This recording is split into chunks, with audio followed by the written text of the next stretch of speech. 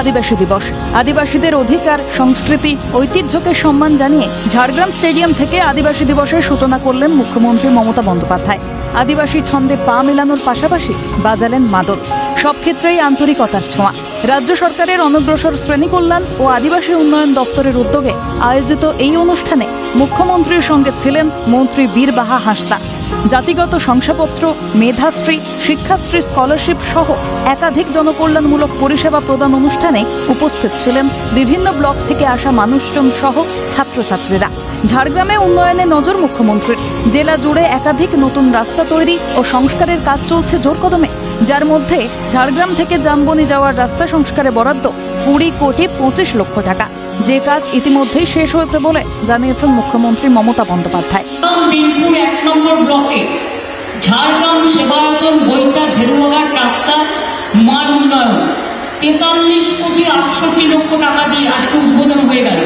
সাকরাইল ব্লকে হাতিগেরিয়া কুলটিকড়ি রোহিণী রঘুরা রাস্তার উন্নয়ন 34,11,00,000 টাকা উদ্বোধন হয়ে গেল প্রকল্প। 1 ও 2 ব্লকে দহিজুড়ি বিনপুর শিলদা হাতিয়ারি রাস্তার মান উন্নয়ন 26,28,00,000 টাকা 58,00,000 টাকা। ঝাড়গ্রাম ও জামবনি ব্লকে ঝাড়গ্রাম জামবনি রাস্তার উন্নয়ন 20,25,00,000 টাকা হয়ে গেছে। গরম পড়তে না পড়তেই গোটা জঙ্গলমহল জুড়ে দেখা দেয় জল সংকট। নিরসনে উদ্যোগী রাজ্য সরকার। নয়াগ্রামে পানীয় জল প্রকল্পে বরাদ্দ 74,95,00,000 টাকা, যে কাজ ইতিমধ্যেই সমাপ্ত হয়েছে।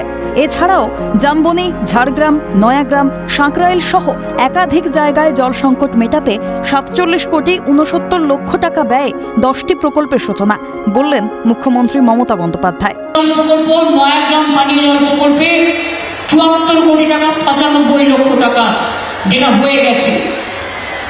এগুলো তো উদ্বোধন হয়ে যাওয়া, যেগুলো কাজটা হয়ে গেছে, যেটা আজকে উদ্বোধন হলো। এছাড়াও মনে রাখবেন জামবনি, নয়াগ্রাম, ঝাড়গ্রাম, সাঁকরাইল, বিনপুর 2 নম্বর ব্লকে 10টি পানীয় জল প্রকল্প করা হলো 47,69,00,000 টাকা দিয়ে। ঝাড়গ্রামে বিদ্যুৎ সংকট মেটাতে তৈরি করা হয়েছে সাবস্টেশন। পাশাপাশি বন্যায় ক্ষতিগ্রস্ত কৃষকদের পাশে দাঁড়াতে শস্য বীমার ঘোষণা করে মুখ্যমন্ত্রী বলেন, ধান উৎপাদনে দেশের প্রথম স্থান অধিকার করেছে বাংলা। সাবস্টেশন করা হলো পাওয়ারের জন্য বিদ্যুতের। ঝাড়গ্রাম 1, ঝাড়গ্রাম 2, সাঁকরাইল, লালগড় এগুলোতে বিভিন্নভাবে কাজে লাগানো হলো।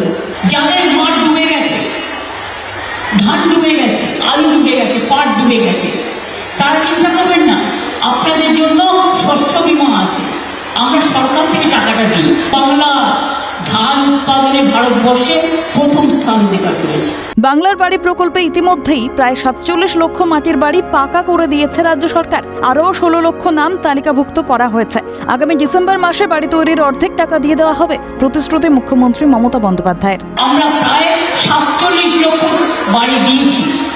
তারপরে গত বছরেই শেষ হলো, আমরা 12 লক্ষ নতুন বাড়ি আবার দিয়েছি।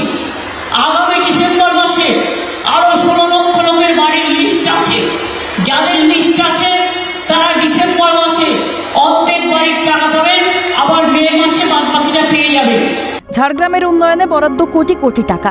যারা বলেন জঙ্গলমহল কাঁদছে, তাদের অভিযোগ নস্যাৎ করে মাস্টার স্ট্রোক মুখ্যমন্ত্রীর।